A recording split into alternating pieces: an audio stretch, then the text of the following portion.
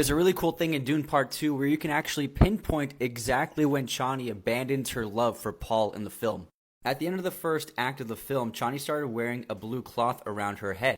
This coincided with the time jump in the film, showcasing that Paul and Chani had developed a relationship, and Denis Villeneuve confirmed that Fremen wear blue to show that they're in love right here. This makes Dune an interesting rewatch where you can find exactly when Chani abandoned her relationship with Paul. Obviously, it all stemmed from Paul's decision to go south and embrace his status as the so-called Messiah of the Fremen. Chani wore the blue cloth the entire second act of the film until they got to the southern siege with the elders, and this is where she took off her robe and revealed that the blue cloth was no longer around her head. This signified her rejection of Paul because of his decision and her abandonment of their relationship.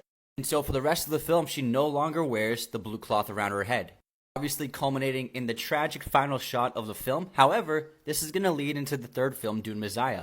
And as Paul stated at the start of the third act of Dune Part 2, he said that Chani would come to see and that she would eventually join him. And we saw this shot in Dune Part 1 of them standing on the spaceship over the shores of Caladan, a Unity.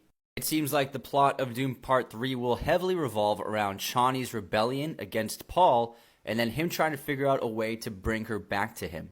Next time you watch Dune Part 2, keep an eye on that blue rag around Zendaya's head.